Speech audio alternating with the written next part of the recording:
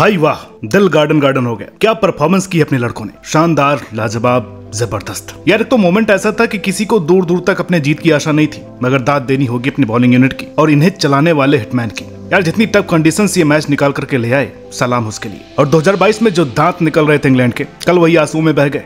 बहुत कठिनाई हुई, बहुत बारिश आई, हर तरह की परीक्षा हुई, मगर सबसे पहले तो शुक्र है भगवान का, जिनकी कृपा से कल ये मैच हुआ। और फिर जो टीम वर्क अपने लड़कों ने दिखाया वो काबिल तारीफ था। एक एक करके आएंगे सब पर और बात करेंगे उस रोल की जो हर किसी ने कल निभाया है। कैसे चुन चुन करके बदला लिया इंग्लैंड से, किसका पार्ट क्यों और कितना इंपॉर्टेंट था, आइए समझते हैं।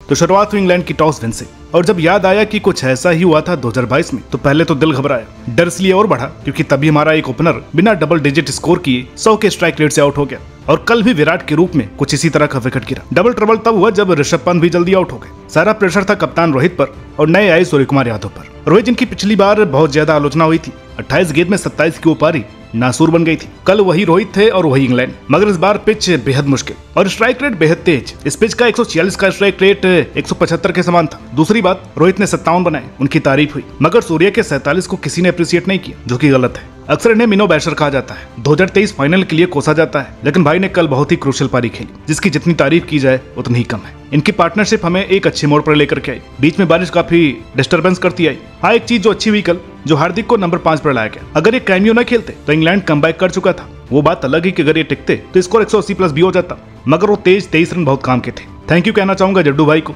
आपको पिछले मैच में ही बोला था ना कि बात आपकी बैटिंग पर आएगी, और यही तो चाहिए था इनसे। भाई कोई 150 की पारी हम थोड़ी मांग रहे थे, 180-190 के स्ट्राइक रेट का कैमियो ही चाहिए था। अंत में अक्षर का वो 6 हमें मोमेंटम दे गया, जो बेहद मामूली स्कोर था। जैसे तैसे करके 170 पार, पिछली बार से महज 3 रन ज्यादा। इंग्लैंड ने तो 16 ओवर में भून दिया था हमें, लेकिन इस बार तो हमारे पास थे बुमराह और कुलदीप। ऐसा कहर मचाया भाई साहब, 30 रन भी नहीं बनने दिए किसी के। ये तो जोफ्रा ने अंत में हवाई फायरिंग कर दी, तब जाकर के 100 रन पार हो पाए, वरना 90 से 95 पर ऑल आउट होना तय था। तो हमारे बॉलर्स ने कल कुछ इस कदर तबाही मचाई। बेसिकली इंग्लैंड तैयारी करके आया बुमराह और कुलदीप की, मगर अक्सर का आना और इन्हें इस तरह से कूटना ये मजे की बात थी। उनके हर ओवर की पहली बॉल पर विकेट आता, विकेट भी बहुत बड़े। पिछले वर्ल्ड कप में सबसे किफायती अक्षर ही थे, जहां 170 रन महज 16 ओवर में बने थे। उसमें से 4 ओवर में 30 रन दिए थे अक्षर ने, और 12 ओवरों में 40 रन पिटवाए थे बाकियों ने। वैसे हर में तो खैर इन्हें कौन ही अप्रिशिएट करता, मगर साइलेंटली अपना काम करते गए, तभी अंडररेट भी किए जाते हैं। जैसी ऑलवेज नंबर 1। विकेटों की शुरुआत भी इनसे हुई और अंत भी। यहाँ पर पांड्या को 1 ओवर में 14 रन पड़े, ये सबको याद है, लेकिन जड्डू के वो 3 ओवर कोई नहीं बोलेगा,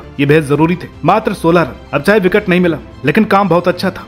अब आप सोच रहे होंगे कि इंग्लैंड कैसे और कहां पर हारा। इनके पास तो इतनी तड़कती भड़कती बैटिंग यूनिट थी, एक से बढ़कर के एक टैलेंट मौजूद था, लेकिन भैया दिमाग नाम की भी कोई चीज होती है, इसका इस्तेमाल करना भी बहुत जरूरी होता है। तो सबसे पहला है बेतुका बैटिंग ऑर्डर। इनका बैटिंग ऑर्डर समझ में नहीं आता है। जिस मोइन अली ने पूरा वर्ल्ड कप कुछ नहीं किया, वो इनके नंबर 3 है। बेसिकली ये बंदा इंग्लैंड का शिवम दुबे है। जब नीचे खिलाया गया तो बहुत अच्छा परफॉर्मेंस किया, तेज तर्रार पारी आई, पर नंबर 3 आते ही सब गुड़ गोबर। कायदे से वो नंबर हैरी ब्रूक का बनता था और मोइन अली को नंबर 6 पर खिलाया जाना चाहिए था। एक बात और जिसने मुझे पिछले 2 साल से नाराज किया, वो थी लियाम लिविंगस्टोन जैसे टैलेंट की इतनी गंदी वेस्टेज। 2022 में इस बंदे से लोग थर थर कांपने लगे थे, मगर इंग्लैंड टीम ने अपने ही पैरों पर कुल्हाड़ी दी मारी। इन्हें 5 डाउन खिला करके इतना नीचे खिलाते हैं कि जब सारा गेम ही खत्म हो जाता है। दूसरा, इन्होंने हमें अंडर एस्टिमेट कर लिया। आप मानिए न मानिए, हमारे स्कोर को ये भी कैजुअल ले गए। इन्होंने सोचा कि ये तो कर देंगे आराम से, मगर अक्सर आदमी ऐसी ही चीजों में फंसता है जो उसे आसान लग रही होती है। ये लोग चीजों को हल्के में ले गए और इसका खामियाजा इन्हें भुगतना पड़ा। तीसरी बात, ओपनर्स पर कुछ ज्यादा ही बर्डन। देखा जाए तो इनमें और अफगानिस्तान में बहुत ज्यादा फर्क नहीं है। फर्क सिर्फ इतना था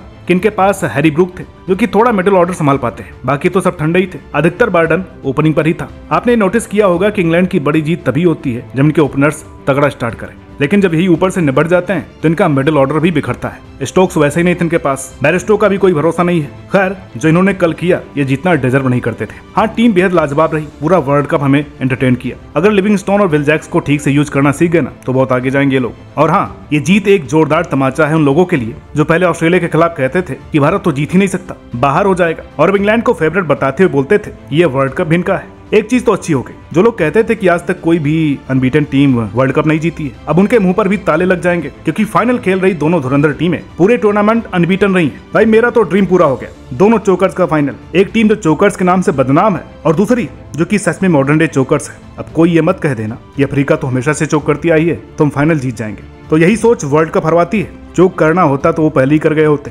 ऐसा लग रहा है कि इस बार ये ट्रॉफी जीतने आए हैं, ऐसा एफर्ट रहेगा इनका। हमारा तो यही टाइम होता ना चोक करने का, लेकिन अब नहीं, ट्रॉफी को जाने नहीं देना है। जो ये मैच हारा भाई इतिहास के पन्नों में हमेशा के लिए चोकर बन जाएगा। और फिर उम्मीद मत रखना। तो मिलते हैं आपसे कल की वीडियो में, तब तक के लिए नमस्कार।